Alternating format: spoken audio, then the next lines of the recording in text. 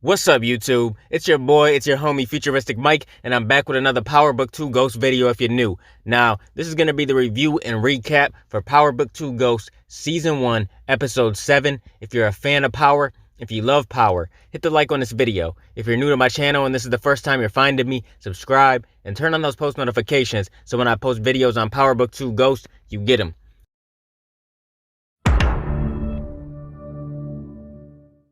Now, we gonna be talking about Sex Week. That's the title of this episode. It's episode 7. We got 3 more episodes left after this episode. It's crazy, man. This season flew by. It really did. But the description for this episode reads, as the heat is turned up on campus, Tariq isn't trying to be left in the cold with Lauren or Diana. I thought it was a pretty decent episode. It wasn't the best episode ever. Honestly, the more I thought about it, I probably liked this episode the least out of all the episodes the entire season. But I still think it was a good episode. It wasn't the greatest, like I said. It definitely was my least favorite episode. I just feel like, they said it was going to be an explosive episode, and it didn't even really feel like an explosive episode. Not a whole lot happened. It was just a whole lot of drama, a whole bunch of bullshit that I didn't really care to see. There was a lot of characters in this episode that I just did not care about, and I'll get more into that as the recap goes on. But yeah, it was my least favorite episode. When the episode first starts, we see Cain and he's with the GTG crew and they're robbing a church. Come on now, Cain. Out of all places, you're gonna rob a church. Like, what is the purpose of this? That's what I didn't understand. I didn't know why Cain was robbing a church. It did look like they had like a handful of money in that pot though. Probably like a couple thousand maybe. But they're just doing some stupid stuff. Cain and the GTG, I think this was pointless. We get to the classroom and we see Jabari and Carrie, and they're explaining how they're getting ready to announce the winners of the fellowship.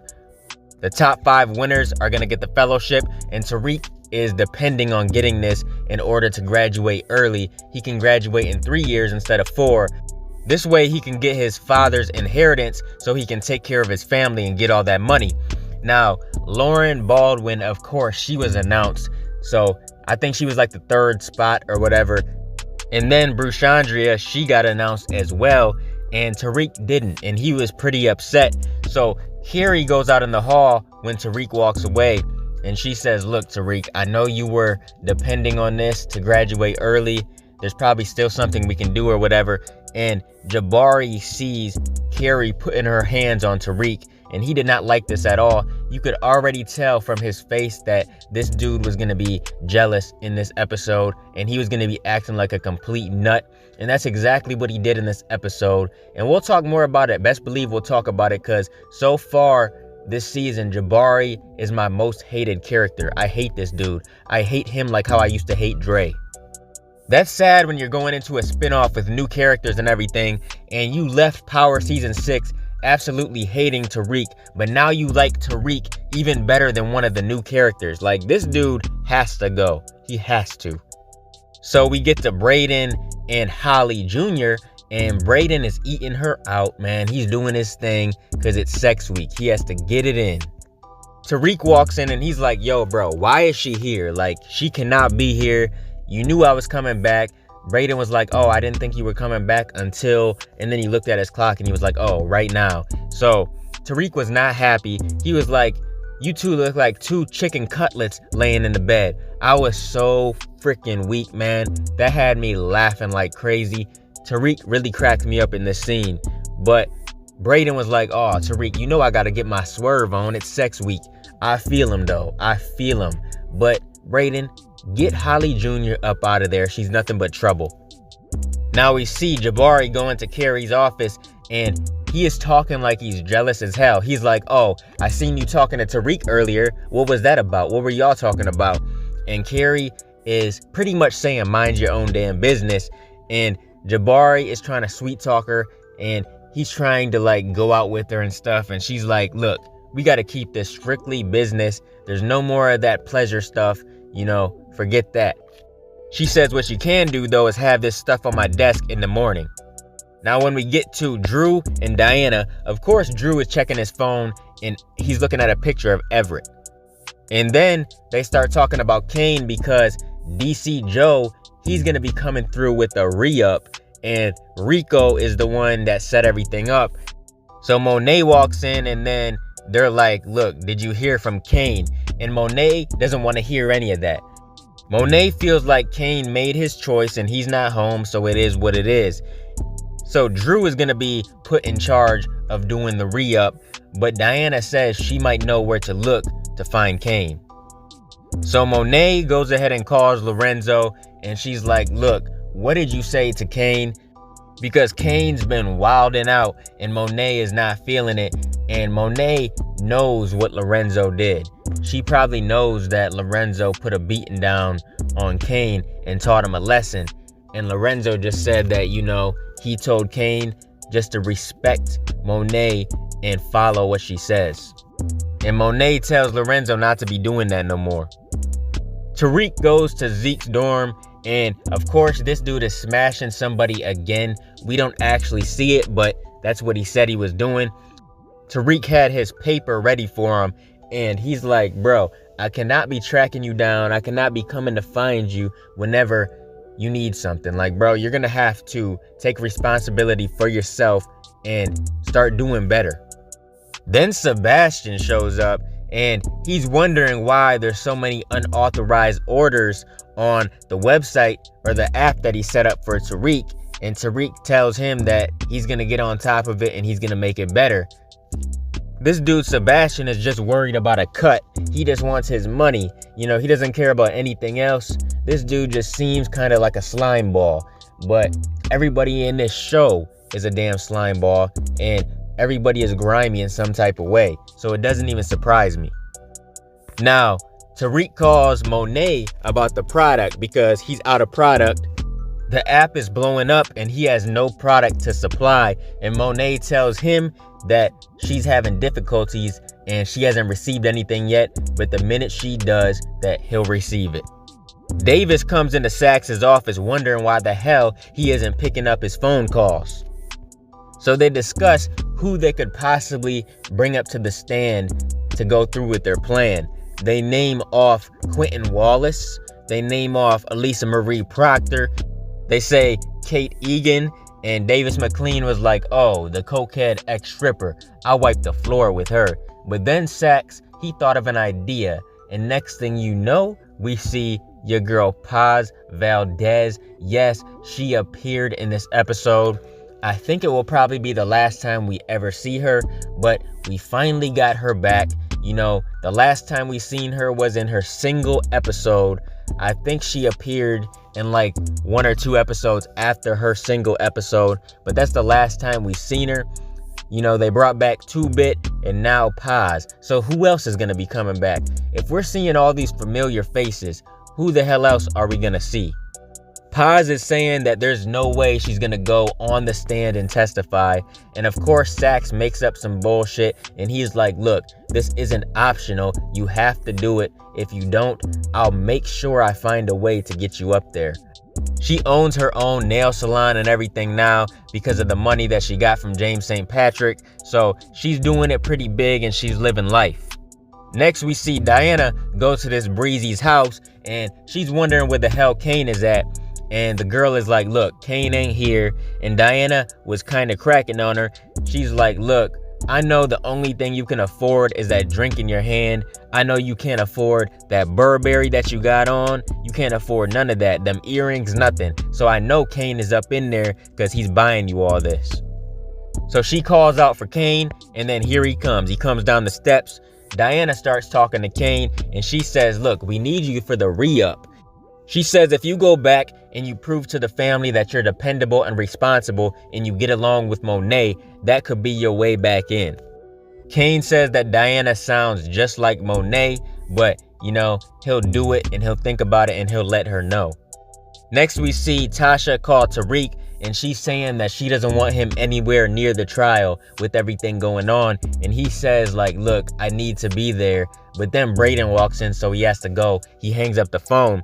And him and Brayden start talking about what's going on. There's no product to move, so it's making things difficult for them around campus. Next, Monet walks into the kitchen and she asks Drew basically what he was talking to Lorenzo about when he went to go see him at prison. She asked if they were talking about Cain. And then Diana comes in and she says that she found Cain and Cain will be at the drop. Monet wants to know where Cain is at, where he's hiding out, and Diana says she's not going to tell her, but just trust that he'll be at the drop. She says that Cain doesn't really trust anybody in the family, and she wants to be the one that he trusts, so she ain't going to say nothing. Next, we get to Zeke, and Carrie is riding Zeke. I didn't want to see this at all. I'm honestly so sick and tired of Carrie. I'm tired of seeing her in these sex scenes. Out of this entire season so far, we've only had 7 episodes, and she's had about 4 sex scenes in the entire 7 episodes, and I am so over it. I really am. I'm just sick of it. Yes, she's a sex addict. We know her backstory and everything, but we do not need to see this. She has the most sex scenes on this show so far. And Jabari comes in second, and then Zeke probably third, because we've seen Zeke smashing somebody before too. But damn, man, really? We don't need to see this. Everybody's getting all types of cheeks, but Tariq can't even clap no cheeks. Like, is Tariq ever gonna clap any cheeks? Damn, we thought he was gonna smash something in this episode, and it didn't happen. I'll talk more about that later, but man, is my boy Tariq ever gonna smash some cheeks on screen? Apparently, you know, he lost his virginity to Destiny, Ray Ray's cousin, but we didn't see none of that. We want to see some live action with Tariq. Actually, no, not really. You know, we don't want to see that, but we just want to know that our boy Tariq is getting some action. I mean, everybody else is, except him. What these two talk about is Carrie is saying to Zeke that she wants him to go to a party, and he doesn't want to go, but she says it's the best to keep up appearances and stuff. And he just tells her that now that he has a real woman, he's not letting her go. Next, everybody's favorite character, punk-ass Trace, walks in Tariq's room, and he's looking for Brayden, but Tariq is like, yo, you need to get out of here. You stole my drugs. And if you don't pay me what you owe me, that big scary black nigga's gonna come back and he's gonna handle things. Trace is like, look, I don't know what you got my brother involved in, but this is some straight bullshit. And then he tells Tariq that he saw him and Riley in his room back at the party. Tariq has no idea what he's talking about because Tariq was so messed up that night. But Trace definitely thinks that Riley and Tariq hooked up. Now next we see Jabari, this weirdo, going to Carrie's room. He says that he was at one of their favorite little takeout spots, and the person that was working in the restaurant knew that he wanted to come and see Carrie, so they gave him some food on the house to come and take to her. Carrie wants nothing to do with him. She has Zeke in there and he's in the shower and everything, and he's like, yo, what's up? Like, can I come in? She is not having it. And then he hears the shower turn on. So this weird ass dude looks in there. He sees sports on the TV. Like, that's really supposed to mean something. Everybody watches sports. Like, is this dude dumb? And then he sees the condoms on the counter that everybody was passing out at Stansfield for sex week. And he instantly has a crazy ass look on his face, and she shuts the door, and this dude looks like he's about to cry. So then he goes out in the car and he changes Tariq's secret, because everybody's supposed to be getting secrets in class, and he changes Tariq's secret like a little kid. He's pouting like a little kid. Next, everybody's in class and they receive their secrets, and then Tariq and Lauren pair up, and then next it shows Lauren saying that she really wants to pass this assignment, so she wants Tariq to tell her his secret, and he's like, nah, forget that. So he grabs her laptop and he's like, what are you willing to trade for it? What are you willing to trade for the secret? And they start messing around. Lauren gets on top of him and they start doing some horseplay, and then Malcolm walks in. And this dude Malcolm looks so butthurt, but then he pulls out his phone and starts taking pics. Like, dude, come on, man. Out of everything you do, you want to take some pictures? If that was me walking in and I seen my girl on top of a dude like that, it'd be over with. It would be over with. I would be running over to the nigga and I would be straight up stealing on him, bro. I would be beating him up. And this dude wants to pull his phone out and take pictures. I don't know what's up with this generation. You know, the new generation these days, the kids that are coming up now, all they want to do is pick up a phone and record things. If you're somewhere in public and there's a fight if there's an accident or anything. People want to record it. Like, I swear to God, somebody would rather record you than help you. And it's crazy. But the first thing he thinks of is to record Lauren. Like, really? I bet him recording that or taking a picture of it is going to get back to Lauren's mom somehow. And Lauren's mom is going to be pissed off because she probably does not want Lauren around Tariq. But Lauren is like, what the hell? What are you doing? And Tariq starts calling Malcolm a nigga, and he is not feeling that at all. He's like, dude, I'm not a nigga, I'm a man, and I would expect an educated black man to know so. So Tariq walks out of the room and he's like, later, nigga. But then Lauren ends up breaking up with him. It's clear from the very beginning that Lauren has wanted Tariq. Tariq is just acting way too stupid to know this. You would think Tariq would have smashed by now, but nope. Next we see Tariq, and he's supposed to be waiting for Brayden, and he sees Riley walking, so he follows her into a courtroom, and she's waiting to see the judge for a possession charge, and she said she's waiting for her lawyer. So then Sax walks in, and this is when Tariq finds out that Sax is Riley's uncle. So now he knows what's really up. He knows that Riley was snooping all this time because she was doing Sax's dirty work. Then we see Tariq. He called Brayden to the room because he wanted to talk to Brayden about Riley.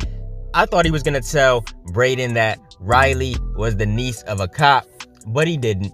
You know, he did the wrong play in this situation. It was not the right move. I don't know why Tariq does this. I don't know why he lies. He never tells the truth. I feel like if you would have told Brayden something different, it would have ended a completely different way. Brayden got real mad and pissed off because Tariq said that Riley was trying to hit at the night of the party. So this whack-ass dude ends up texting Tariq after Brayden leaves, like, can you come and see me in the morning? So Tariq goes to see Jabari, and this dude's questioning Tariq like this is really any of his business where Tariq was. At first he was like, oh, so I heard the Knicks actually won. And dude, just because you see basketball on the TV at Carrie's house does not mean that Tariq was there watching the Knicks. Like, dude, you are psycho.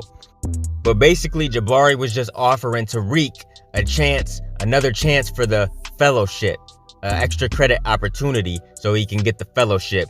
Really, he wants to steal his work and steal his paper just for his own book. Jabari is a snake. Like I said before, man, I hate this dude like I used to hate Dre. And of course, Tariq is going to take the assignment because he needs that fellowship. He has no idea what Jabari is up to, but he's going to find out, best believe that. And he's going to end up dogging out Jabari in the future. I know Tariq is going to come out on top, and he's going to win over everybody.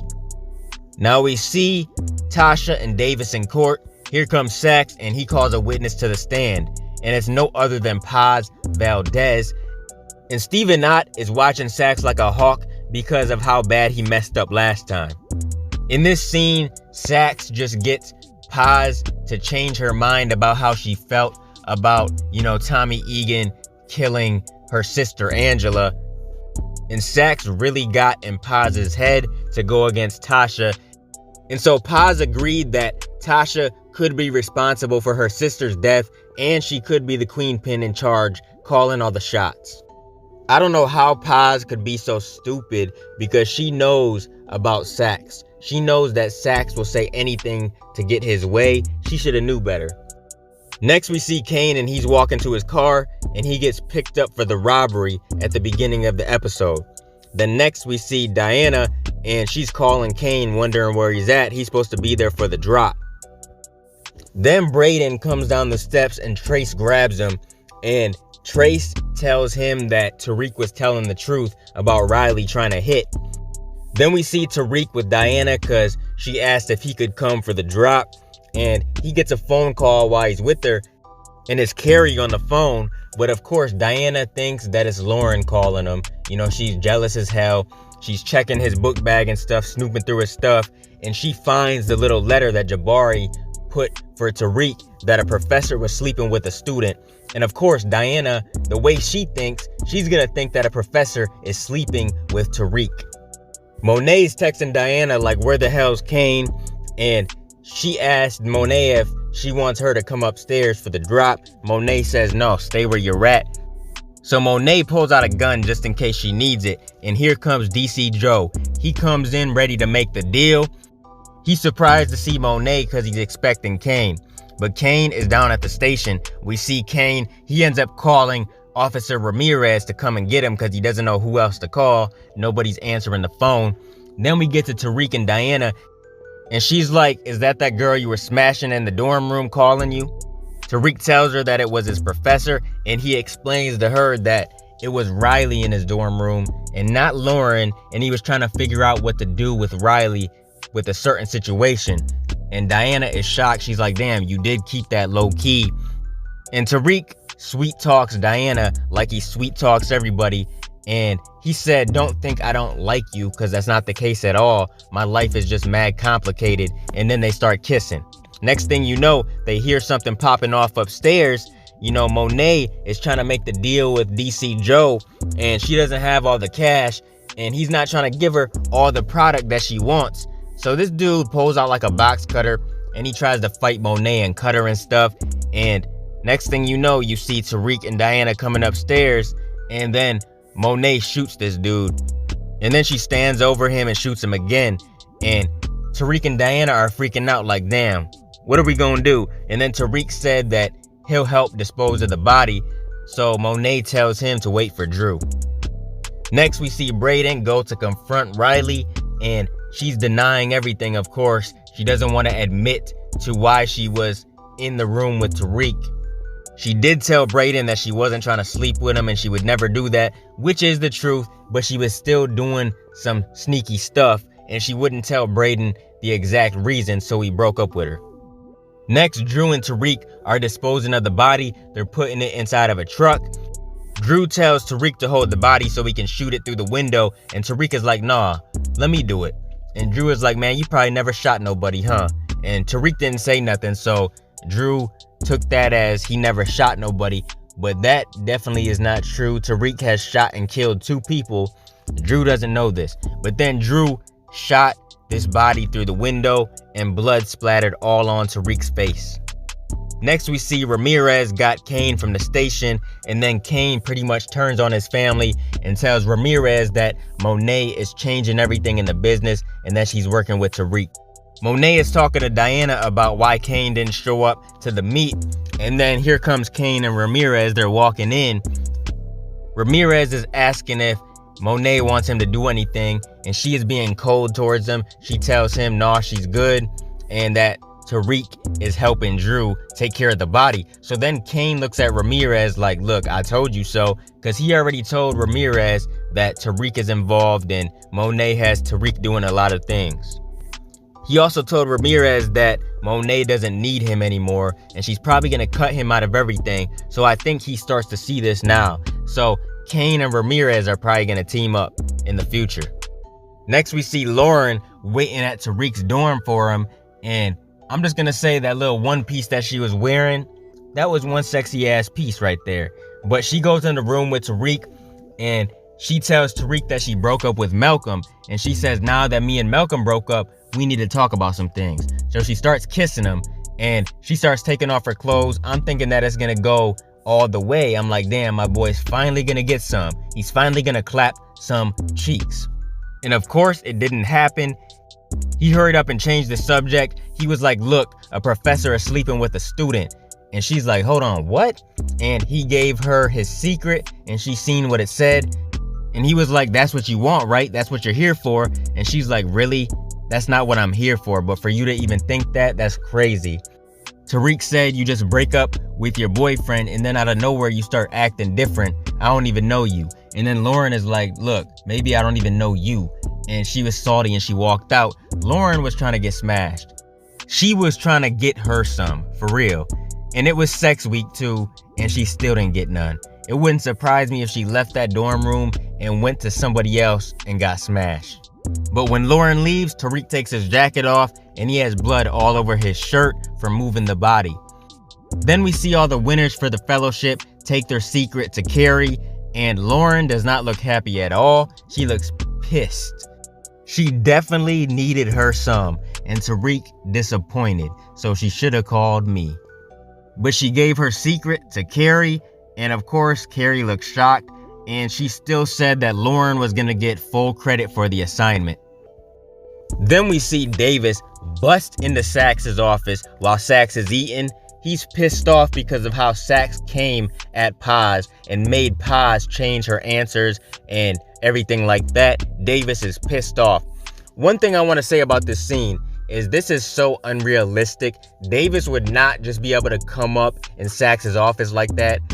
Sax's position is kind of high in this building. There would be secretaries and people out there that would stop Davis from coming up. There's no way he would be able to just come up that easy. Like, really? But Sax tells Davis that he had no choice but to come at Paz like that. He said Stephen Ott was watching him like a hawk. He had no choice. And then he says, I know how we can still go forward with things and, our plan can still work.